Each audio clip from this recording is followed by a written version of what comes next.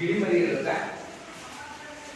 ಎರಡು ಗಿಳಿಮರಿಯನ್ನು ವಿಭಿನ್ನವಾಗಿರ್ತಕ್ಕಂತಹ ಪರಿಸರದಲ್ಲಿ ಬೆಳೀತಕ್ಕಂತಹ ವಾತಾವರಣವನ್ನು, ಒಂದು ಗಿಳಿಮರಿ ಒಬ್ಬ ಕರುಕನ ಹತ್ರ ಬೆಳೆಯುತ್ತೆ, ಒಂದು ಗಿಳಿಮರಿ ಒಬ್ಬ ಋಷಿಮುನಿ ಹತ್ರ ಬೆಳೆಯುತ್ತೆ.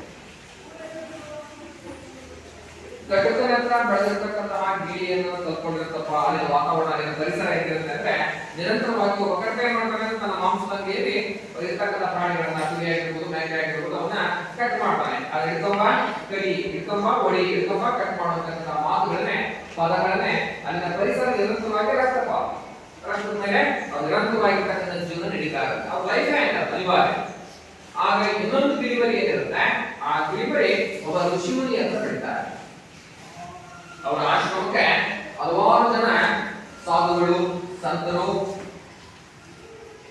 ತತ್ವಜ್ಞಾನಿಗಳು, ಚಿಂತಕರು ಬರ್ತಾ ಇರ್ತಾರೆ. ಋಷಿಮುನಿಗಳ ಹತ್ರ ಜ್ಞಾನಿಗಳ ಬಂದಿರ್ತಕ್ಕಂಥವ್ರು, ಅಲ್ಲಿರ್ತಕ್ಕಂಥ ಋಷಿಮುನಿಗಳಾಗಿರ್ಬೋದು, ಇಲ್ಲಿ ಜನಗಳಾಗಿರ್ಬೋದು, ಅವ್ರು ವೆಲ್ಕಮ್ ಮಾಡ್ತಾರೆ. ಬರ್ರಿ, ಈಗ ಬಂದ್ರ, ಕೂತ್ಕೊಳ್ರಿ, ಚೆನ್ನಾಗಿದ್ದೀರಾ, ನೀರು ಕುಡಿತೀರಾ, ಜ್ಯೂಸ್ ಕುಡಿತೀರಾ, ಈ ರೀತಿಯಾಗಿರ್ತಕ್ಕಂತಹ ಉತ್ತಮವಾಗಿರ್ತಕ್ಕಂಥ ವಾತಾವರಣದಲ್ಲಿ ಅವರನ್ನ ಸ್ವಾಗತ ಮಾಡ್ತಕ್ಕಂಥ ಕೆಲಸವನ್ನ ಮಾಡ್ತಾ ಇರ್ತಾರೆ. ಅದನ್ನು ನೋಡೋದಿಲ್ಲ. ಅದನ್ನ ನೋಡಿ ಅದು ಕೂಡ ತನ್ನ ಪರಿಸರದಲ್ಲಿ ಯಾರೇ ಬಂದ್ರು ಕೂಡ ಸ್ವಾಗತ ಮಾಡ್ತಕ್ಕಂಥ, ಬರ್ರಿ, ಈಗ ಬಂದ್ರ, ಕೂತ್ಕೊಳ್ರಿ, ಚೆನ್ನಾಗಿದ್ದೀರಾ, ಈಗ ಕುಡೀರಿ, ಈ ರೀತಿಯಾಗಿರ್ತಕ್ಕಂತಹ ಉತ್ತಮ ಮೌಲ್ಯಯುತವಾಗಿರ್ತಕ್ಕಂತಹ ಭಾಷೆಯನ್ನ, ವರ್ತನೆಯನ್ನ ಮಾಡ್ತಕ್ಕಂಥದ್ದನ್ನ ಕಾಣಬಹುದು. ಇದರಿಂದ ಅರ್ಥ ಆಗುತ್ತೆ ನಮ್ಮ ಪರಿಸರ, ನಮ್ಮ ಗೆಳೆಯರ ಬಳಗ, ನಮ್ಮ ಸುತ್ತಮುತ್ತಲಿನ ಪರಿಸರ ಯಾವ ರೀತಿ ಇರುತ್ತೆ ಅದೇ ರೀತಿಯಾಗಿರ್ತಕ್ಕಂತಹ ವ್ಯಕ್ತಿತ್ವವನ್ನು ನಾವು ರೂಪಿಸ್ಕೊಳ್ತೀವಿ. ನಮ್ಮ ತಂದೆ ತಾಯಿಯವರು ಉತ್ತಮವಾಗಿದ್ರೆ, ಒಳ್ಳೆಯದಾಗಿದ್ರೆ, ಒಳ್ಳೆಯ ನೈತಿಕತೆ ಇದ್ರೆ ನಾವು ಕೂಡ ಒಳ್ಳೆಯ ಪ್ರಜೆಗಳಾಗಿ ನಿರ್ಮಾಣ ಆಗ್ತದೆ. ನಾವು ಶಿಕ್ಷಕರಾಗಿರ್ತಕ್ಕಂಥ ನಮ್ಮಲ್ಲಿ ಉತ್ತಮ ಮೌಲ್ಯಗಳಿದ್ರೆ, ನೈತಿಕತೆ ಇದ್ರೆ, ಸಮಯ ಪ್ರಜ್ಞೆ ಇದ್ರೆ, ನೀವು ಕೂಡ ಅದು ಸಮಯ ಸಂಬಂಧಪಟ್ಟಿರ್ತಕ್ಕಂಥ ರೀತಿಯಲ್ಲಿ ಅದಕ್ಕೆ ರೆಡಿ ಆಗ್ತಾ ಹೋಗ್ತೀರಿ. ನಿಮ್ಮ ಸುತ್ತಮುತ್ತಲ ಸ್ನೇಹಿತರು ಕ್ಲಾಸ್ ಅನ್ನ ರೆಗ್ಯುಲರ್ ಆಗಿ ಕೇಳ್ಕೊಳ್ತಕ್ಕಂಥ ರೀತಿಯ ಉತ್ತಮ ಸ್ನೇಹಿತರು, ಒಳ್ಳೆ ಮಾರ್ಕ್ಸ್ ತೆಗೆಯತಕ್ಕಂಥ, ಸ್ಪರ್ಧಾತ್ಮಕವಾಗಿರ್ತಕ್ಕಂಥ ಯೋಚನೆ ಇರ್ತಕ್ಕಂತಹ ಸ್ನೇಹಿತರು ಜೊತೆ ನೀವು ಕೂಡ ಅದೇ ರೀತಿಯ ವರ್ತನೆಯನ್ನ ರೂಢಿಸ್ಕೊಳ್ತೀರಿ. ಅಂದ್ರೆ ನಮ್ಮ ಸುತ್ತಮುತ್ತಲ ಪರಿಸರ ನಮ್ಮ ವ್ಯಕ್ತಿತ್ವ ರಚನೆಗೆ ಪ್ರೇರಕವಾಗಿರುತ್ತೆ, ಮಾರ್ಗದರ್ಶನವನ್ನ ಮಾಡ್ತದೆ ಅಂತಕ್ಕಂಥದನ್ನ ನಾವು ಕಾಣ್ಬೋದು. ಪರಿಶಿಷ್ಟ ಪಂಗಡದವರ ಸಮಸ್ಯೆಗಳು, ಪರಿಶಿಷ್ಟ ಪಂಗಡದವರ ಸಮಸ್ಯೆಗಳು, ಪ್ರಾಬ್ಲಮ್ಸ್. ಪರಿಶಿಷ್ಟ ಪಂಗಡದವರ ಸಮಸ್ಯೆಗಳು. ಮೊದಲಾಗಿ ಭೌಗೋಳಿಕ ಪ್ರತ್ಯೇಕತೆ.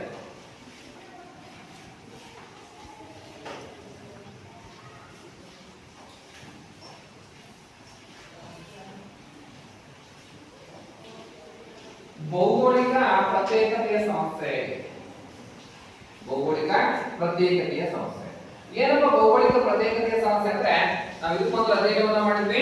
ಒಂದು ಗುಡ್ಡ, ಬೆಟ್ಟ, ಗಿರಿ, ಕಂದರ, ಇಳಿಜಾರು, ಈ ರೀತಿ ದುರ್ಗಮವಾಗಿರ್ತಕ್ಕಂಥ ಪ್ರದೇಶದಲ್ಲಿ ವಾಸ ಮಾಡಿರ್ತಕ್ಕಂತಹ ಜನರನ್ನ, ತಮ್ಮದೇ ಆಗಿರ್ತಕ್ಕಂಥ ಭಾಷೆ, ತಮ್ಮದೇ ಆಗಿರ್ತಕ್ಕಂಥ ಸಂಸ್ಕೃತಿ, ತಮ್ಮದೇ ಆಗಿರ್ತಕ್ಕಂಥ ಜನನಾಯಕ, ಒಂದು ನಿರ್ದಿಷ್ಟ ಭೂಪ್ರದೇಶದಲ್ಲಿ ವಾಸ ಮಾಡಿರ್ತಕ್ಕಂತಹ ಜನರ ಗುಂಪಲ್ಲಿ ನಾವೇನಿರ್ತೀವಿ ಪರಿಶಿಷ್ಟ ಪಂಗಡ ಅಂತ ಕರಿತೀವಿ. ಹಾಗಾಗಿ ಭೌಗೋಳಿಕವಾಗಿ ಅವರು ವಾಸ ಮಾಡತಕ್ಕಂಥ ಜಾಗ ಆಧುನಿಕ ಸಮಾಜದಿಂದ ಪ್ರತ್ಯೇಕವಾಗಿರುತ್ತೆ.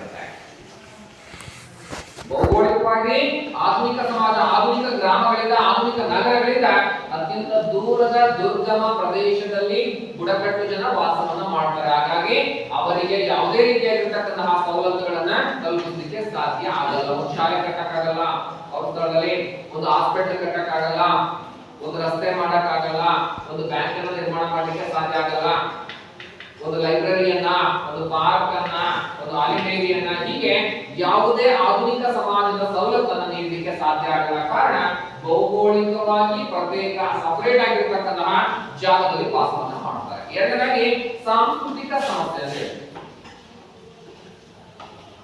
ಸಾಂಸ್ಕೃತಿಕ ಸಮಸ್ಯೆ, ಕಲ್ಚರಲ್ ಪ್ರಾಬ್ಲಮ್.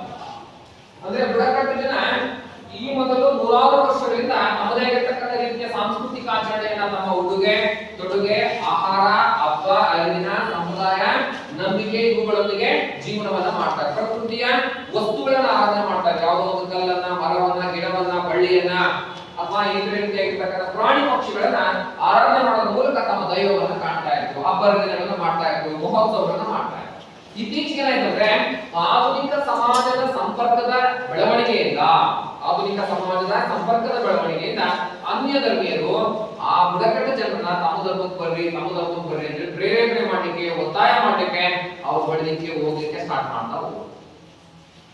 ಇದರಿಂದ ಏನಾಗಪ್ಪ ಅಂತ ಹೇಳಿದ್ರೆ ಬುಡಕಟ್ಟು ಜನರಿಗೆ ತಮ್ಮ ಮೂಲ ಸಂಸ್ಕೃತಿಯನ್ನ ಉಳಿಸ್ಕೋಬೇಕು, ಅನ್ಯ ಧರ್ಮಕ್ಕೆ ನಾವು ಮತಾಂತರ ಹೊಂದಬೇಕು ಅಥವಾ ಹೀಗೆ ಉಳಿಬೇಕು ಅಂತಕ್ಕಂತಹ ಹಲವು ರೀತಿಯಾಗಿರ್ತಕ್ಕಂಥ ಗೊಂದಲಗಳಿಗೆ ಒಳ ಅವ್ರು ಹಾಕೊಂಡಿರ್ತಕ್ಕಂಥ ಡ್ರೆಸ್ ನೋಡಿ ನಾವು ಹಾಕೊಂಡಿದ್ವಿ ತಪ್ಪು ಅಂತಕ್ಕಂತಹ ಮಾಹಿತಿಯನ್ನು ತಿಳಿಸಲಿಕ್ಕೆ ಸ್ಟಾರ್ಟ್ ಮಾಡೋಣ ಆಧುನಿಕ ಜನ. ಅವ್ರು ಮಾಡ್ತಿರ್ತಕ್ಕಂಥ ಹಬ್ಬ ಹರಿದಿನ ಆಚರಣೆ ನಂಬಿಕೆಗಳನ್ನ ಅವೇಳ ನಮ್ದಲ್ಲೂ ಬರ್ರಿ, ನಮ್ಮ ಆಚರಣೆಯನ್ನ ನೀವು ರೂಢಿಸ್ಕೊಳ್ರಿ, ಹೀಗೆ ನಮ್ಮ ಮೂಲ ತತ್ವವನ್ನು ಉಳಿಸ್ಕೋಬೇಕು ಅಥವಾ ಬದಲಾಗಬೇಕು ಅಂತಕ್ಕಂತಹ ಸಾಂಸ್ಕೃತಿಕ ಗೊಂದಲದ ವಾತಾವರಣ ಬುಡಕಟ್ಟು ಜನರಿಗೆ ಆಗಿದೆ. ನೆಕ್ಸ್ಟ್ ಮೂರನೇದಾಗಿ ಸಾಮಾಜಿಕ ಸಮಸ್ಯೆ.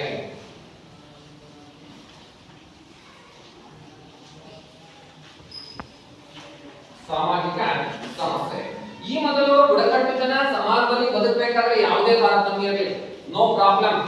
ಸೊಸೈಟಿ ಒಳಗೆ ಸಮಾಜದಲ್ಲಿ ಬುಡಕಟ್ಟು ಜನ ಸಮಾನವಾಗಿ ನೆಮ್ಮದಿಯಾಗಿ ಬದುಕ್ತಾ ಇದ್ರು. ಆದ್ರೆ ವ್ಯಾಪಕ ಆಧುನಿಕ ಸಮಾಜದ ಸಂಪರ್ಕ ಸಂಬಂಧ ಬೆಳೀತಾ ಹೋಯ್ತು.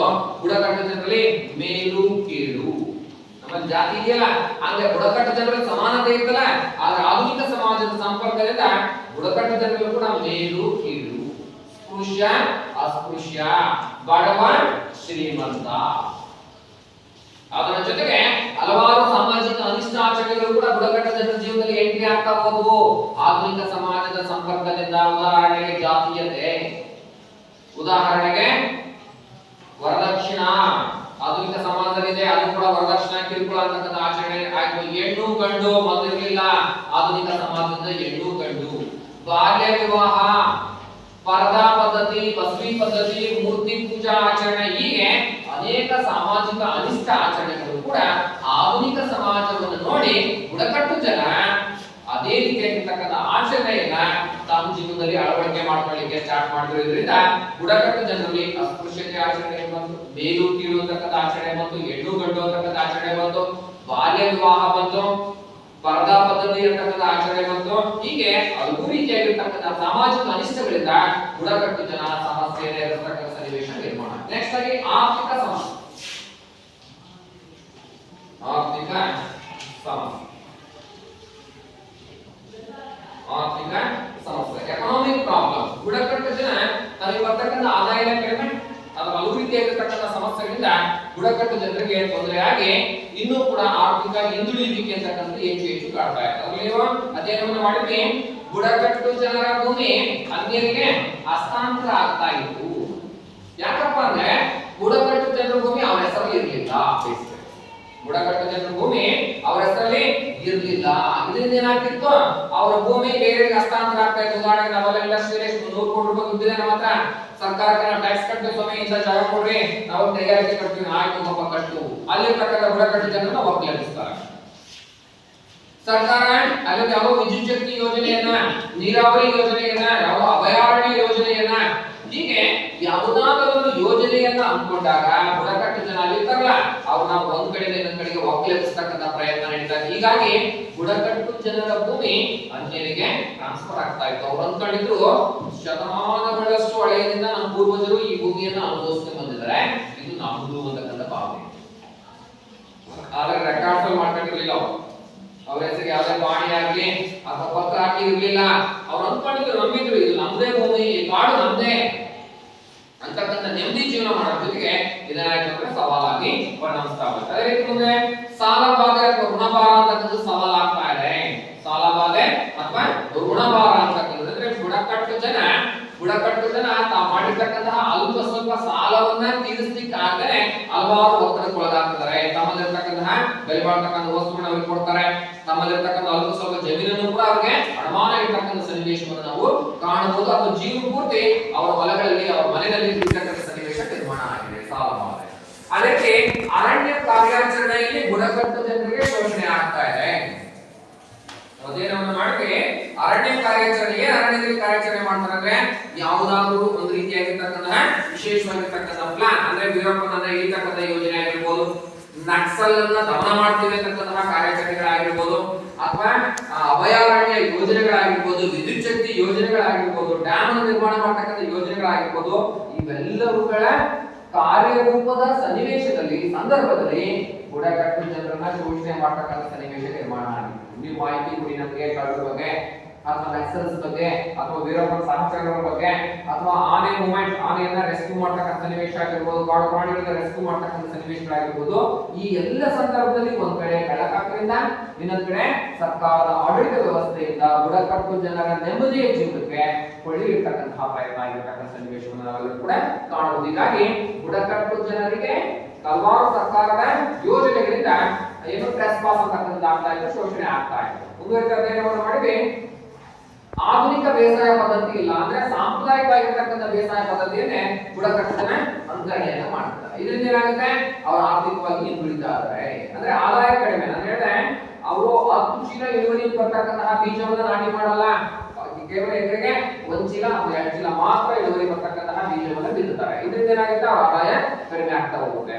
ಮುಂದುವರಿದ ಆಧುನಿಕ ಕ್ರಿಮಿನಾಶಕ, ಕೀಟನಾಶಕ, ಬೀಜ, ಗೊಬ್ಬರ, ಟ್ರಾಕ್ಟರ್, ಯಂತ್ರೋಪಕರಣಗಳು, ನಾಟಿ ಮಾಡತಕ್ಕಂತಹ, ಕೊಯ್ಲು ಮಾಡತಕ್ಕಂತಹ, ಔಷಧಿ ಸಿಂಪಡಣೆ ಮಾಡತಕ್ಕಂತಹ ಯಂತ್ರಗಳನ್ನ ಬಳಸದೇನೆ ಸಮಯಕ್ಕೆ ಸರಿಯಾಗಿ ಉಳುಮೆಯನ್ನ ಮಾಡಕ್ಕಾಗದೆ ಆಧುನಿಕ ಉತ್ತಮ ಆದಾಯವನ್ನು ಗಳಿಸಲಿಕ್ಕೆ ಸಾಧ್ಯ ಆಗ್ತಾ ಇಲ್ಲ. ಹೀಗೆ ಬುಡಕಟ್ಟು ಜನ ಆರ್ಥಿಕವಾಗಿ ಹಿಂದುಳಿದಿಕ್ಕೆ ಪ್ರಮುಖ 4 ಅಂಶಗಳು ಕಾರಣ ಅಂತಕ್ಕಂಥದ್ದು ನಾವು ತಿಳಿಬಹುದು. ಅದನ್ನೇ ಸಪರೇಟ್ ಆಗಿ ಹೇಳ್ತಾರೆ. ಇವತ್ತಿಗೆ ಬುಡಕಟ್ಟು ಜನರ ಆರ್ಥಿಕ ಸಮಸ್ಯೆಯನ್ನ ವಿವರಿಸಿ. ಬುಡಕಟ್ಟು ಜನರ ಹೋಗಿ ಅನ್ಯರಿಗೆ ಹಸ್ತಾಂತರ ಆಗುತ್ತೆ. ಬುಡಕಟ್ಟು ಜನ ಸಾಲಬಾಧೆ ಅಥವಾ ಋಣಬಾಧದ ಸಮಸ್ಯೆಯನ್ನ ಅನುಭವಿಸ್ತಿದ್ದಾರೆ. ಬುಡಕಟ್ಟು ಜನರಿಗೆ ಸರ್ಕಾರದ ಯೋಜನೆಗಳ ಮುಖಾಂತರ ಕೆಲವೊಂದು ಏನು ವಿಶಿಷ್ಟವಾಗಿರ್ತಕ್ಕಂಥ ಯೋಜನೆಗಳಿಂದ ಶೋಷಣೆ ಆಗ್ತಾ ಇದೆ. ಸಾಂಪ್ರದಾಯಿಕವಾಗಿರ್ತಕ್ಕಂತಹ ಕೃಷಿಯನ್ನ ಮಾಡೋದ್ರಿಂದ ಅವರಿಗೆ ಆದಾಯ ಕ್ಷೀಣಿಸ್ತಾ ಇದೆ, ಕಡಿಮೆ ಆಗ್ತದೆ ಅಂತ ನಾವು ಕಾಣಬಹುದು. ನೆಕ್ಸ್ಟ್ ಐದನೇ ಪಾಯಿಂಟ್ ಶೈಕ್ಷಣಿಕ ಸಮಸ್ಯೆಗಳು. ಶೈಕ್ಷಣಿಕ ಸಮಸ್ಯೆಗಳು, ಎಜುಕೇಶನಲ್ ಪ್ರಾಬ್ಲಮ್, ಶೈಕ್ಷಣಿಕ ಸಮಸ್ಯೆ. ನಾವು ಯಾಕೆ ಶಿಕ್ಷಣವನ್ನು ಕೊಡಕ್ಕಾಗ್ತಿಲ್ಲಪ್ಪ ಅಂತ ಹೇಳಿದ್ರೆ ಅತ್ಯಂತ ಪ್ರಮುಖ ಮೂಲ ಕಾರಣ ಅಂದ್ರೆ ಭಾಷೆ. ಬುಡಕಟ್ಟು ಜನರ ಭಾಷೆ ನಮಗೆ ಅರ್ಥ ಆಗಲ್ಲ, ನಮ್ಮ ಭಾಷೆ ಬುಡಕಟ್ಟು ಜನರಿಗೆ ಅರ್ಥ ಆಗಲ್ಲ. ಅವರದೇ ಆಗಿರ್ತಕ್ಕಂತಹ ಒಂದು ವಿಶಿಷ್ಟ ರೀತಿಯ ಭಾಷೆಯನ್ನ ಆಡ್ತಾರೆ. ಅದಕ್ಕೆ ಸ್ಪಷ್ಟ ಲಿಪಿ ಇಲ್ಲ, ಪುಸ್ತಕಗಳಿಲ್ಲ, ಅದನ್ನ ನಾವು ಅಧ್ಯಯನ ಮಾಡ್ಲಿಕ್ಕೆ ಸಾಧ್ಯ ಆಗಲ್ಲ. ನಮ್ಮ ಅಕ್ಷರ ಅಥವಾ ನಮ್ಮ ಭಾಷೆ ಅವ್ರಿಗೆ ಅರ್ಥ ಆಗದೆ ಇರ್ತಕ್ಕಂಥ ಒಂದು ದೊಡ್ಡ ಸಾವು ಅಥವಾ ಸವಾಲಾಗಿರ್ತಕ್ಕಂಥ. ಇದ್ರ ಮುಂದುವರೆದಾಗ ಅವ್ರಿರ್ತಕ್ಕಂಥ ಜಾಗ ಆಧುನಿಕ ಸಮಾಜದ ಜೊತೆಗಿಲ್ಲ. ಅವರಿರೋದು ದುರ್ಗಮವಾದ ಯಾವುದೋ ಗುಡ್ಡ, ಗಿರಿ, ಕಂದರ ಇಳಿಜಾರಲ್ಲಿ ವಾಸ ಮಾಡ್ತಾರೆ. ಸುಮಾರು 16 ಕಿಲೋಮೀಟರ್ಗಳ ದೂರ ದುರ್ಗಮವಾದ ಪ್ರದೇಶದಲ್ಲಿ ಹೋಗಿ ಆ ಪ್ರದೇಶದಲ್ಲಿ ಅವ್ರಿಗೆ ಶಾಲೆಯನ್ನ ಕಟ್ಟಿಸ್ಕೊಳ್ಳಿಕ್ಕೆ ಬಹಳ ಸವಾಲು. ಕಟ್ಟಿದ್ರು ಕೂಡ ಅಲ್ಲಿಗೆ ಶಿಕ್ಷಕರನ್ನ ನಿಯೋಜನೆ ಮಾಡೋದು ಕಷ್ಟ. ಶಿಕ್ಷಕರನ್ನು ಕೊಟ್ಟರು ಕೂಡ ಅಲ್ಲಿನ ಜನ ಶಾಲೆಯನ್ನ ಕಲಿಲಿಕ್ಕೆ, ಅಕ್ಷರವನ್ನ ಕಲಿಲಿಕ್ಕೆ ಬರದೇ ಇರತಕ್ಕಂಥ ಕಾರಣ ಭಾಷಾ ಸಮಸ್ಯೆ. ಅವರಿಗೆ ಆಧುನಿಕ ಸಮಾಜದಲ್ಲಿ ಬಳಸಿರ್ತಕ್ಕಂತಹ ಭಾಷೆಯ ಬಗೆಗಿನ ಜ್ಞಾನ ಇಲ್ಲ.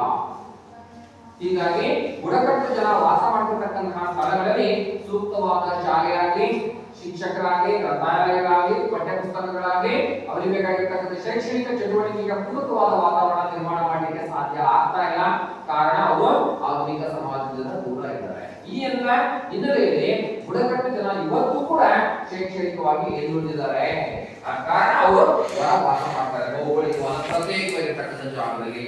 ಭಾಷಾ ಸಮಸ್ಯೆ ಇದೆ, ಹಲವಾರು ರೀತಿಯಾಗಿರ್ತಕ್ಕಂಥ ತೊಂದರೆ. ನೆಕ್ಸ್ಟ್ 6ನೇ ಪಾಯಿಂಟ್, ಲೇವಾದೇವಿಗಾರರಿಂದ ಶೋಷಣೆ ಅಂತಕ್ಕಂಥ ಆಗ್ತಾ ಇದೆ.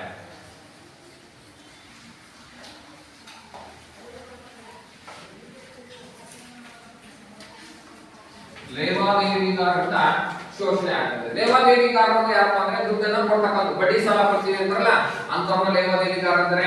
ಈ ಗಿರಿವಿ ಅಂಗಡಿ ಬಂಗಾರವನ್ನು ಇಟ್ಕೊಂಡು ದುಡ್ಡು ಕೊಡ್ತಾರಲ್ಲ ಅವನು ಕೂಡ ಲೇವಾದೇವಿ ವ್ಯವಹಾರ ಮಾಡೋದು ಅಂತ ಹೇಳ್ತಾರೆ.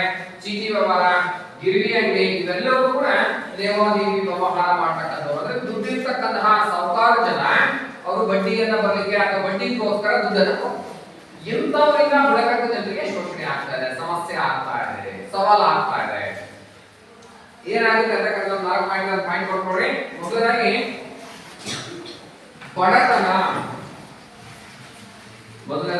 ಬಡತನ. ಬುಡಕಟ್ಟು ಜನ ಬಡವರಾಗಿದ್ದಾರೆ, ಆರ್ಥಿಕ ಸಮಸ್ಯೆ. ಮೊದಲನೇದಾಗಿ ಬಡತನ.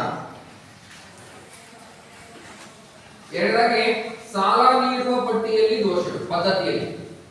ಎರಡನೇದಾಗಿ ಸಾಲ ನೀಡುವ ಪದ್ಧತಿಯಲ್ಲಿ ಸಾಲ ನೀಡುವ ಪದ್ಧತಿಯಲ್ಲಿ ದೋಷಗಳು. ಸಾಲ ನೀಡುವ ಪದ್ಧತಿಯಲ್ಲಿ ದೋಷಗಳು, ಸಾಂಸ್ಥಿಕ ಹಣಕಾಸು ಸಂಸ್ಥೆಗಳನ್ನು ಕುರಿತು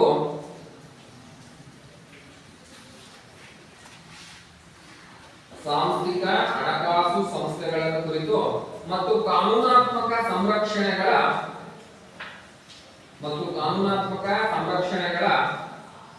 ಅಸ್ತಿತ್ವದ ಬಗ್ಗೆ, ಕಾನೂನಾತ್ಮಕ ಸಂರಕ್ಷಣೆಗಳ ಅಸ್ತಿತ್ವದ ಬಗ್ಗೆ ಅಜ್ಞಾನ.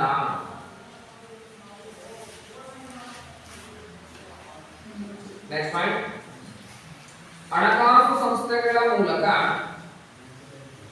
ಕಳೆದ ಪಾಯಿಂಟ್ ಅನ್ನು ರಿಟೈನ್ ಮಾಡ್ತೀನಿ. ಸಾಲ ನೀಡುವ ಪದ್ಧತಿಯಲ್ಲಿ ದೋಷಗಳು, ಸಾಂಸ್ಥಿಕ ಹಣಕಾಸು ಸಂಸ್ಥೆಗಳನ್ನು ಕುರಿತು ಮತ್ತು ಕಾನೂನಾತ್ಮಕ ಸಂರಕ್ಷಣೆಗಳ ಅಸ್ತಿತ್ವದ ಬಗ್ಗೆ ಅಜ್ಞಾನ. ಕಾನೂನಾತ್ಮಕ ಸಂರಕ್ಷಣೆಗಳ ಅಸ್ತಿತ್ವದ ಬಗ್ಗೆ ಅಜ್ಞಾನ. ನೆಕ್ಸ್ಟ್ ಪಾಯಿಂಟ್, ಹಣಕಾಸು ಸಂಸ್ಥೆಗಳ ಮೂಲಕ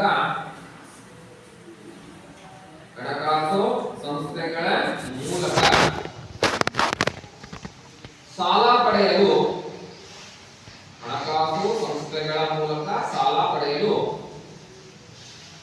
ಅನುಸರಿಸಬೇಕಾದ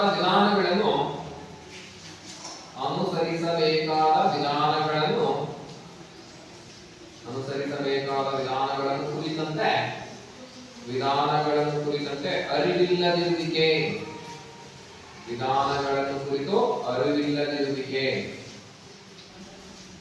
ನೆಕ್ಸ್ಟ್ ಪಾಯಿಂಟ್, ಸರ್ಕಾರದ ಮತ್ತು ಬ್ಯಾಂಕ್ ಅಧಿಕಾರಿಗಳ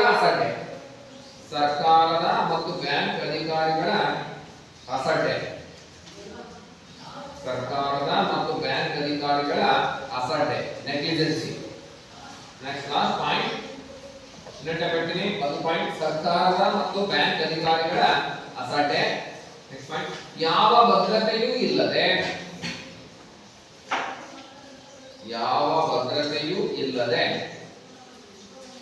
ಬುಡಕಟ್ಟು ಜನರಿಗೆ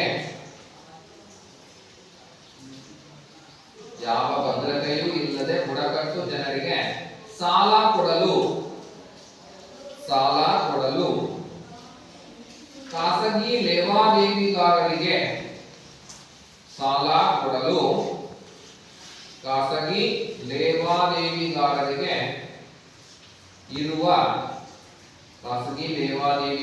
ಇರುವ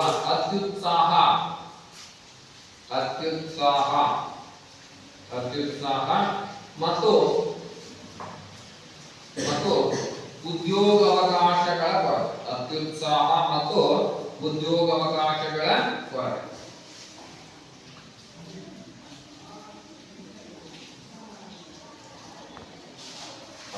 ಮೊದಲಾಗಿ ಬಡತನ, ಲೇವಾದೇವಿಗಾರರ ಯಾಕೆ ಶೋಷಣೆ ಆಗ್ತಪ್ಪ ಅಂತ ಹೇಳಿದ್ರೆ ಬಡತನ, ಅವರು ಬಡತನ ರೇಖೆಗಿಂತ ಕೆಳಗಿದ್ದಾರೆ.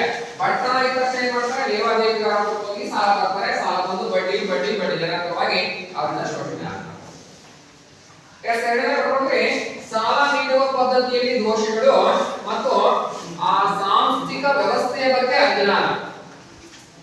ಸಾಲ ನೀಡುವ ಪದ್ಧತಿಯಲ್ಲಿ ಸರ್ಕಾರದ ಯೋಜನೆಯಲ್ಲಿ ಇರತಕ್ಕಂಥ ಕೆಲವೊಂದು ದೋಷಗಳಿದ್ದಾವೆ ಅಂತ ಹೇಳಿದ್ರೆ, ಉದಾಹರಣೆಗೆ ಅವರೆಲ್ಲ ಒಂದು ಗುಡ್ಡದಲ್ಲಿ ಬೆಟ್ಟದಲ್ಲಿ ಗಿರಿಯಲ್ಲಿ ಇಳಿಜಾರಿದ್ದಾರೆ ಅಂತ ಅನ್ಕೊಳ್ರಿ. ಅವ್ರ ಮನೆ ಯಾವುದೇ ಪತ್ರ ಇರಲ್ಲ, ಅವರು ವಾಸ ಮಾಡಿರ್ತಕ್ಕಂಥ ಜಾಗದ ಯಾವುದೇ ಪಾಣಿ ಪತ್ರಗಳು ಇರಲ್ಲ. ಬ್ಯಾಂಕಿಗೆ ಹೋದ ತಕ್ಷಣ ಏನ್ ಕೇಳ್ತಾರೆ, ಫಸ್ಟ್ ನಿಮ್ಮ ಹೊಲದ ಪತ್ರ ಕೊಡ್ರಿ ಅಂತ ಕೇಳ್ತಾರೆ. RTC ಪಹಣಿ ಕೊಡ್ರಿ ಅಂತ ಕೇಳ್ತಾರೆ. ಅವ್ರ ಹೆಸರಲ್ಲಿ ಇರಲ್ಲ, ದೋಷ ಸಮಸ್ಯೆ ಆಗ್ತದೆ. ಬುಡಕಟ್ಟು ಜನರಿಗೆ ಸರ್ಕಾರ ಸರಳವಾಗಿ ಅಥವಾ ಯಾವುದೇ ನಿರ್ಬಂಧಗಳಿದ್ದೇನೆ ಅಲ್ಲಿ ಸಾಲವನ್ನು ಕೊಟ್ಟಾಗ ಅವರು ಲೇವಾದೇವಿಗಳಿಂದ ಶೋಷಣೆಗೆ ಒಳಗಾಗಲ್ಲ. ಆದ್ರೆ ಸರ್ಕಾರದ ಯೋಜನೆಗೆ ತಕ್ಕಂತ ಕೆಲವೊಂದು ದೋಷಗಳಿಂದ ಬುಡಕಟ್ಟು ಜನರಿಗೆ ಸರಳವಾಗಿ ಸಾಲ ಸಿಗ್ತಾ ಇಲ್ಲ. ಮುಂದುವರೆದು ಆ ಸಾಂಸ್ಥಿಕ ವ್ಯವಸ್ಥೆಯ ಬಗೆಗಿನ ಅಜ್ಞಾನ, ನಾಲೆಡ್ಜ್ ಇಲ್ಲ. ಉದಾಹರಣೆಗೆ ಇಷ್ಟು ದೂರದಲ್ಲಿ ಬ್ಯಾಂಕ್ ಇದೆ, ಆ ಆ ಬ್ಯಾಂಕು ಸರ್ಕಾರ ನಮಗಾಗಿ ಇಷ್ಟು ಯೋಜನೆಯನ್ನ ಮಾಡ್ತಾ ಇದೆ.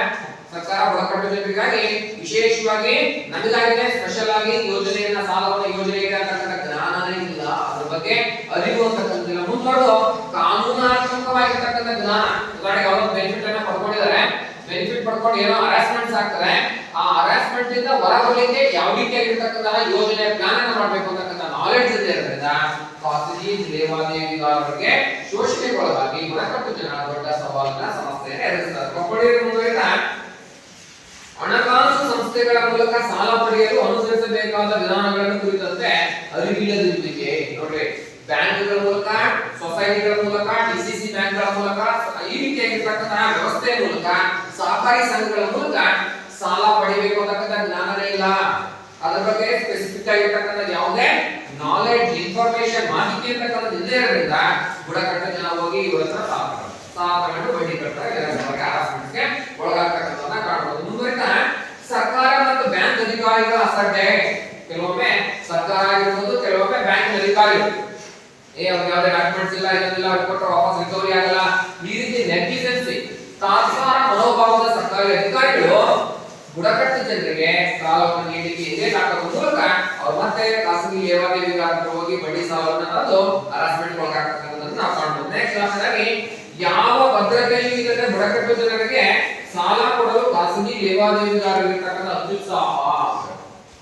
ಈಗ ಎಷ್ಟಾಧಿಕಾರ ಹೋಗಿ ಬಡ್ಡಿಯನ್ನ ಸಾಲವನ್ನ ಕೊಟ್ಟಕ್ಕಂಥ ವ್ಯಕ್ತಿಯನ್ನ ಮನೆ ಬಾಗಿಲು ಬಡಿರಿ, ಯಾವುದೇ ಆಧಾರ್ ಕಾರ್ಡ್ ಕೇಳಲ್ಲ, ಪಾಸ್ಬುಕ್ ಕೇಳಲ್ಲ, ಪಾಣಿ ಕೇಳಲ್ಲ, ದುಡ್ಡ ತಗೊಂಡೋಗಿ ಎಷ್ಟು ತಗೊಂಡು ಮಧ್ಯರಾತ್ರಿ 12 ಗಂಟೆ ಆಗಿದೆ, 1 ಗಂಟೆ ಆಗಿದೆ, ಏನೋ ಆರೋಗ್ಯ ಸಮಸ್ಯೆ ಆಗಿದೆ, ಆಸ್ಪತ್ರೆಗೆ ಹೋಗಕ್ಕೆ ದುಡ್ಡು ಬೇಕು, ಹೋಗಿ ಸಾವುಕಾರ ಮನೆ ಮೀನ್ಸ್ ಸಾಲ ಕೊಡ್ತಕ್ಕಂಥ ಬಡ್ಡಿ ಸಾಲ ಕೊಡ್ತಕ್ಕಂಥ ಲೇವಾದೇವಿಗಾರ ಮನೆಯನ್ನ ಹೋಗಿ ಬಡವರು ಓಪನ್ ಮಾಡಿದ್ರೆ ಸಾಲ ಬೇಕಿತ್ತು ಅಂದ್ರೆ ಎಷ್ಟು ಬೇಕು 5,000 10,000 ತಗೊಂಡು, ಯಾಕಂದ್ರೆ ಬಡ್ಡಿ ಬರುತ್ತೆ.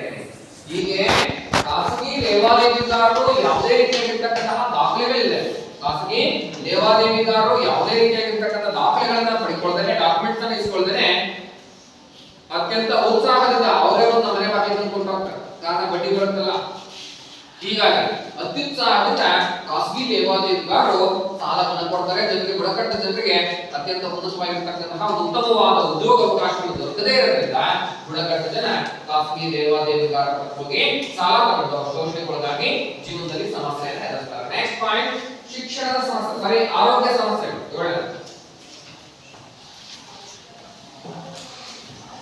ಆರೋಗ್ಯ ಸಮಸ್ಯೆಗಳು, ಹೆಲ್ತ್ ಪ್ರಾಬ್ಲಮ್, ಆರೋಗ್ಯ ಸಮಸ್ಯೆಗಳು. ಬುಡಕಟ್ಟು ಜನ ತಾವು ವಾಸ ಮಾಡ್ತಿರ್ತಕ್ಕಂತಹ ಪ್ಲೇಸ್ ಅಲ್ಲಿ ಯಾವುದೇ ಹಾಸ್ಪಿಟಲ್ ಅನ್ನ ಕಾಣಲಿಕ್ಕೆ ಸಾಧ್ಯ ಆಗಲ್ಲ, ಯಾಕೆಂದ್ರೆ ಅವ್ರು ವಾಸ ಮಾಡೋದು ಭೌಗೋಳಿಕ ಪ್ರತ್ಯೇಕ, ಯಾವುದೋ ಬೆಟ್ಟ ಗಿರಿ ಅಂತ. ಅವ್ರು ಅನಾರೋಗ್ಯ ಆದ್ಮೇಲೆ ಫಸ್ಟ್ ಏನ್ ಮಾಡ್ತಾರೆ, ಅನಾರೋಗ್ಯ ಆದ ತಕ್ಷಣ ಏನ್ ಯೋಚನೆ ಮಾಡ್ತಾರೆ, ಹುಷಾರಿಲ್ಲಂಗ ಆಯ್ತು ಆದ ತಕ್ಷಣ ಫಸ್ಟ್ ಇಮ್ಯಾಜಿನೇಷನ್ ಫಸ್ಟ್ ಸ್ಟೆಪ್ ಏನಿರುತ್ತೆ ಅವ್ರು ಪಂಡಿತರ ಹತ್ರಕ್ಕೆ ಹೋಗ್ತಾರೆ, ನಾಟಿ ವೈದ್ಯರ ಹತ್ರಕ್ಕೆ ಹೋಗ್ತಾರೆ, ಮುಂದುವರೆದ ಮತ್ತೆ ಗಿಡಮೂಲಿಕೆ ಔಷಧಿಯನ್ನು ತಗೊಳ್ತಾರೆ, ಇನ್ನೂ ಮುಂದುವರೆದು ದೇವರನ್ನ ನಂಬ್ತಾರೆ. ಜ್ವರ ಬಂದಿರೋ ಕಾರಣ ನಮ್ಮಲ್ಲಿರ್ತಕ್ಕಂಥ ಯಾವುದೋ ಚೌಡೇಶ್ವರಿಗೋ ಅಥವಾ ದುರ್ಗಮ್ಮಗೋ ಇನ್ನೊಂದು ದೇವರಿಗೋ ನಮ್ಮ ಮೇಲೆ ಮುನುಸಾಗಿದೆ, ನಮ್ಮ ಮೇಲೆ ಕೋಪ ಬಂದಿದೆ, ಅದಕ್ಕೆ ಜ್ವರ ಬಂದಿದೆ. ಜ್ವರ ಬಂದಿದೆ, ಶೀತ ಆಗಬಾರ್ದು, ಬೆಚ್ಚಗೆ ಒತ್ಕೊಂಡಿರ್ಬೇಕು, ಬೆಚ್ಚಗಿರ್ಬೇಕು, ಚಳಿ ಬಂದಿದೆ ಅಂತಂದ್ರೆ. ಆದ್ರೆ ದೇವರು ನಮಗೆ ಶಾಪ ಬಂದಿದೆ, ಶಾಪ ಕೊಟ್ಟಿದೆ ಅಥವಾ ದೇವರು ನಮ್ಮ ಮೇಲೆ ಮುನಿಸ್ಕೊಂಡಿದೆ ಅಂದ್ರೆ ಏನ್ ಮಾಡ್ತಾರೆ, ಬೆಳಗಿನ ಜಾವ 5 ಗಂಟೆಗೆ ತಣ್ಣೀರ ಸ್ನಾನ ಮಾಡಿ ದೇವರನ್ನ ಪ್ರದಕ್ಷಿಣೆ ಹಾಕ್ತಕ್ಕಂಥ ಕೆಲಸ ಮಾಡೋದು. ಇದರಿಂದ ಜ್ವರ ಕಡಿಮೆ ಆಗುತ್ತಾ? ಇನ್ನು ಜಾಸ್ತಿ ಆಗುತ್ತೆ. ಈಗ ಜ್ವರ ಕರುಳಿಗೆ ಹೋಗುತ್ತೆ, ಬ್ರೈನ್ ಕೂಡ ಹೋಗುತ್ತೆ, ಸಾವಾಗ್ತಕ್ಕಂಥ ಪ್ರಕರಣ. ಜ್ವರ ಬಂದಾಗ ಮೆಡಿಸಿನ್ ತಗೋಬೇಕು, ಬೆಚ್ಚಗಿರ್ಬೇಕು, ಬಿಸಿಯಾಗಿರ್ತಕ್ಕಂಥ ಆಹಾರವನ್ನು ತಿನ್ನಬೇಕು, ರೆಸ್ಟ್ ಅನ್ನ ಮಾಡ್ಬೇಕು. ಆದ್ರೆ ಕೆಲವೊಮ್ಮೆ ಬುಡಕಟ್ಟು ಜನ ಏನ್ ಮಾಡ್ತಾರೆ ಅಂದ್ರೆ, ಯಾವುದೋ ದೇವಿಯ ಅಥವಾ ದೇವರ ಕೋಪ ಆಗಿದೆ, ಅವ ಕುಂಡೆಗೆ ಒಳಗಾಗಿದ್ದೀವಿ ಅಂತ ಹೇಳಿ ಬೇರೆ ರೀತಿಯಾಗಿರ್ತಕ್ಕಂಥ ನಂಬಿಕೆಯನ್ನು ಆಚರಣೆಯನ್ನ ಮಾಡ್ತಾರೆ. ಬೆಳಗಿನ ಜಾವಕ್ಕೆ ಎದ್ದು ತಣ್ಣೀರ ಸ್ನಾನ ಮಾಡಿ ಮಡಿ ಉಟ್ಕೊಂಡು ಹೋಗಿ ದೇವರನ್ನ ಪ್ರದಕ್ಷಿಣೆ ಮಾಡ್ತಕ್ಕಂಥ ಕೆಲಸವನ್ನ ಮಾಡ್ತಾರೆ. ನೀವ್ ಹೇಳಿದ್ರಿ ನಾಟಿ ವೈದ್ಯರ ಹತ್ರಕ್ಕೆ ಹೋಗ್ತಾರೆ, ಗಿಡಮೂಲಿಕೆಯನ್ನ ತಗೊಳ್ತಾರೆ. ಜೊತೆಗೆ ಬುಡಕಟ್ಟು ಜನರಿಗೆ ಆರಂಭದಲ್ಲಿ ನಾವೆಲ್ಲ ಏನ್ ಪಡ್ಕೊಂಡಿರ್ತೀವಲ್ಲ, ಸರ್ಕಾರ ಕೊಡ್ತಕ್ಕಂಥ ಪೋಲಿಯೋ ಇಂಜೆಕ್ಷನ್ಸ್, ಬಿಸಿಜಿ ಇಂಜೆಕ್ಷನ್ಸ್, ಇನ್ನಿತರ ರೀತಿಯಾಗಿರ್ತಕ್ಕಂಥ ಹಲವಾರು ಮಾರಕ ರೋಗಗಳಿಂದ ರಕ್ಷಣೆಯನ್ನ, ಉದಾಹರಣೆಗೆ ಗಂಟಲು ಬಾಲಿ, ಗಂಟಲು ಕಾಯಿಲೆ ಆಗ್ತಕ್ಕಂಥ ಪುಸ್ತಕ ಇಂಜೆಕ್ಷನ್ಸ್ ಅನ್ನ ಕೊಡ್ತಾರೆ.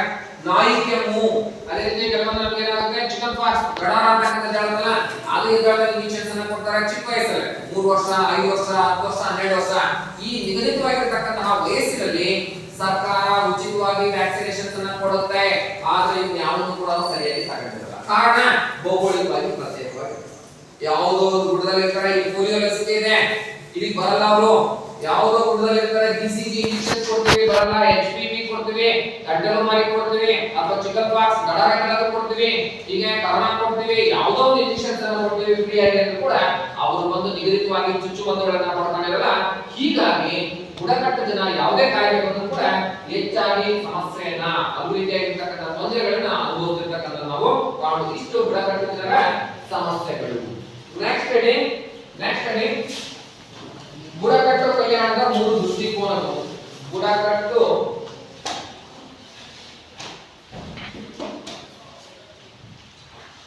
ಕಲ್ಯಾಣದ 3 ದೃಷ್ಟಿಕೋನಗಳು.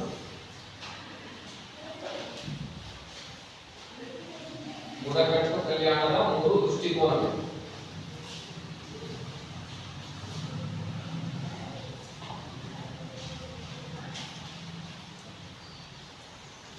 ಪ್ರತ್ಯೇಕತಾ ನೀತಿ,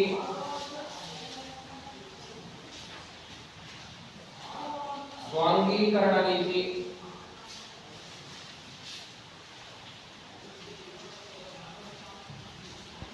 ಐಕ್ಯತಾ ನೀತಿ.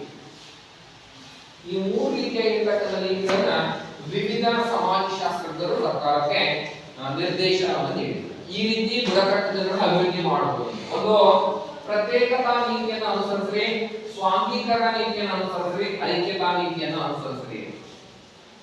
ಈ 3 ದೃಷ್ಟಿಕೋನದಲ್ಲಿ ಈ 3 ರೀತಿಯಾಗಿರ್ತಕ್ಕಂತಹ ಆಲೋಚನೆಯಲ್ಲಿ ಬುಡಕಟ್ಟು ಜನರನ್ನ ಅಭಿವೃದ್ಧಿ ಮಾಡಬಹುದು ಅಂತ ಹೇಳಿ ಸಾಮಾಜಿಕ ಚಿಂತಕರು, ಸಮಾಜಶಾಸ್ತ್ರಜ್ಞರು ಸರ್ಕಾರಕ್ಕೆ ಡೈರೆಕ್ಷನ್ಸ್ ಅನ್ನು ನೀಡಿದ್ದಾರೆ, ನಿರ್ದೇಶನವನ್ನು ಕೊಟ್ಟಿದ್ದಾರೆ.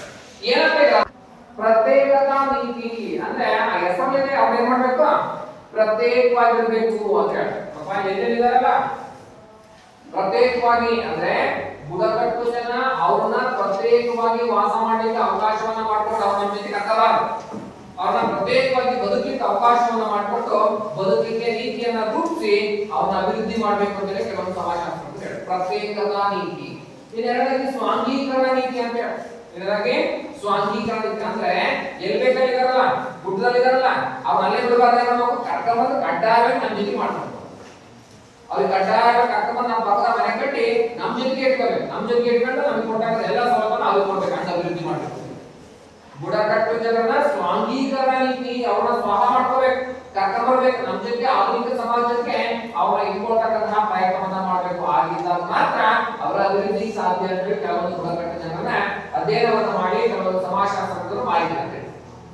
ಇನ್ನು ಮೂರನೇದಾಗಿ ಐಕ್ಯತಾ ನೀತಿ ಅಂತ ಹೇಳಿ. ಏನಪ್ಪಾ ಐಕ್ಯತಾ ನೀತಿ ಅಂತ ಹೇಳಿದ್ರೆ ಬುಡಕಟ್ಟು ಜನ ಆಧುನಿಕ ಸಮಾಜದ ಜೊತೆಗೆ ಸಂಪರ್ಕವನ್ನ ಹೊಂದಿ, ಆಧುನಿಕ ಸಮಾಜದ ಆಧುನಿಕ ಜೀವನ ಶೈಲಿಯನ್ನು ನೋಡಿ ಕಲಿಲಿ.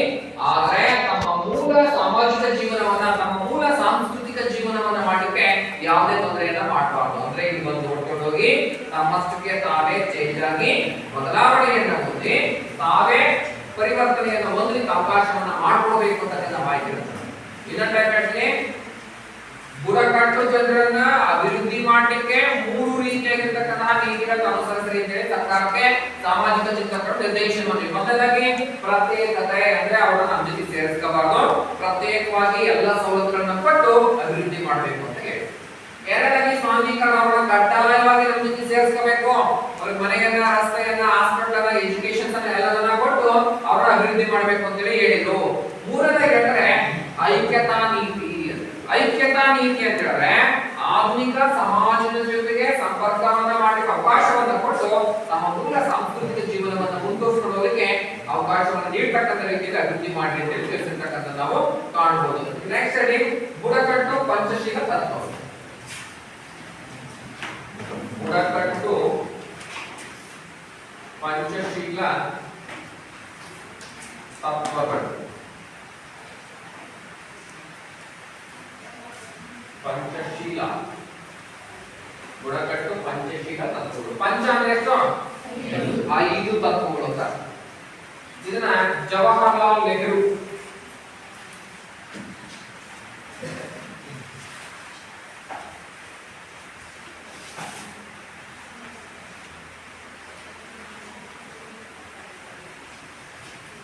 ಜವಾಹರಲಾಲ್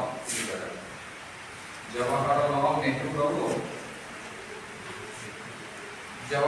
ಪಂಡಿತ್ ಜವಾಹರಲಾಲ್ ನೆಹರು ಅವರು ಪರಿಚಯಿಸ್ತಾರೆ. ಜವಾಹರಲಾಲ್ ನೆಹರು ಅವರು ಒಂದ್ ಮಾತು ಕೇಳಿದ್ರೆ ಬುಡಕಟ್ಟು ಪಂಚಶೀಲ ತತ್ವಗಳನ್ನ ಪರಿಚಯಿಸಿದವರು ಯಾರು?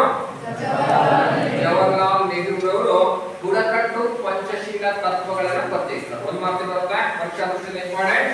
ಬುಡಕಟ್ಟು ಪಂಚಶೀಲ ತತ್ವಗಳನ್ನು ಪರಿಚಯಿಸಿದವರು ಬುಡಕಟ್ಟು ಪಂಚಶೀಲ ತತ್ವಗಳನ್ನ ಪಂಡಿತ್ ಜವಾಹರಲಾಲ್ ನೆಹರು ಅವರು ಪರಿಚಯಿಸ್ತಾರೆ, ತಿಳಿಸ್ತಾರೆ ಅಂತಕ್ಕಂಥದ್ದು ನಾವು ಕಾಣಬಹುದು. 5 ತತ್ವ ಬುಡಕಟ್ಟು ಜನರನ್ನ ನಾವು ಹೆಂಗ್ ಅಭಿವೃದ್ಧಿ ಮಾಡಬೇಕು ಅಂತಕ್ಕಂತಹ ರೀತಿಯ ಬುಡಕಟ್ಟು ಜನರನ್ನ ನಾವು ಹೆಂಗ್ ಅಭಿವೃದ್ಧಿ ಮಾಡಬೇಕು ಅಂತಕ್ಕಂತಹ ಯೋಚನೆಯನ್ನ ಚಿಂತನೆಯನ್ನ ಪ್ರಮುಖ 5 ತತ್ವಗಳನ್ನ ತಿಳಿಸೋದ್ರ ಮೂಲಕ ಅವ್ರ ಅಭಿವೃದ್ಧಿ ಮಾಡಿದ್ರೆ ಮಾರ್ಗದರ್ಶನ ಮಾಡ್ತಾರೆ. ಮೊದಲನೇದು ಹೇಳಿದ್ರೆ ಹಲವು ಯೋಜನೆಗಳನ್ನ ಒಂದೇ ಬಾರಿ ಹಾಕಬಾರದು ಅಂತ ಹೇಳಿ. ಹಲವು ಯೋಜನೆಗಳನ್ನ ಏನ್ ಮಾಡಬಾರ್ದು?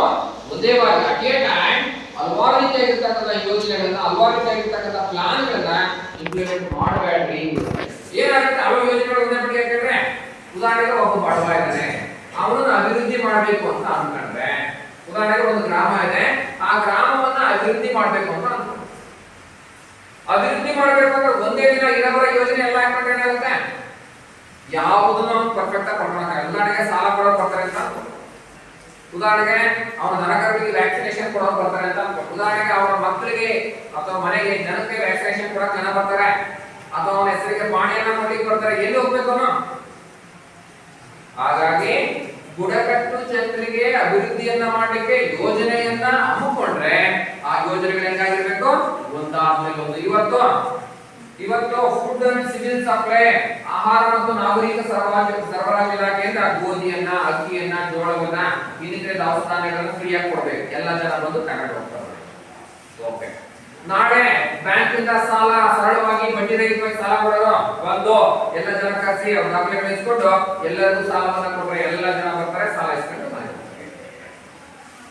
ನಂತರದ ದಿನ ಎಲ್ಲ ದನಕರುಗಳಿಗೆ ವ್ಯಾಕ್ಸಿನೇಷನ್, ಗಂಟಲು ಮಾರಿ ಅಥವಾ ಚರ್ಮಗಂಟ ರೋಗಕ್ಕೆ ಸಂಬಂಧಿಸಿರ್ತಕ್ಕಂಥ ವ್ಯಾಕ್ಸಿನೇಷನ್ ಕೊಡ್ತಕ್ಕಂತಹ ಟೀಮ್ ಬರ್ತದೆ. ಎಲ್ಲ ರೀತಿಯಾಗಿರ್ತಕ್ಕಂತಹ ಜನರು ಕೂಡ ತಮ್ಮ ದನಕರುಗಳನ್ನ ಕರ್ಕೊಂಡ್ಬಂದು ವ್ಯಾಕ್ಸಿನೇಷನ್ ಹಾಕ್ಸ್ಕೊಂಡು ಮನೆಗೆ ವಾಪಸ್ ಕರ್ಕೊಂಡು ಹೀಗೆ ಬುಡಕಟ್ಟು ಜನ ತಮ್ಮ ಯೋಜನೆಗಳನ್ನ ಅಭಿವೃದ್ಧಿ ಮಾಡಬೇಕು ಅಂತ ಹೇಳಿದ್ರೆ ಅದಕ್ಕೆ ಬೇಕಾಗಿರ್ತಕ್ಕಂತಹ ಎಲ್ಲ ರೀತಿಯಾಗಿರ್ತಕ್ಕಂಥ ಯೋಜನೆಗಳನ್ನ ಒಂದಾದ್ಮೇಲೆ ಒನ್ ಬೈ ಒನ್ ತಗೊಂಡಾಗ ಮಾತ್ರ ಅವರು ಸಕ್ಸಸ್ಫುಲಿ ಕಂಟಿನ್ಯೂಷನ್ ಆಗಲಿಕ್ಕೆ ಸಾಧ್ಯ ಆಗುತ್ತೆ. ಓಕೆ, ಮೊದಲೇ ಕ್ಲೋಸ್ ಮಾಡೋದು.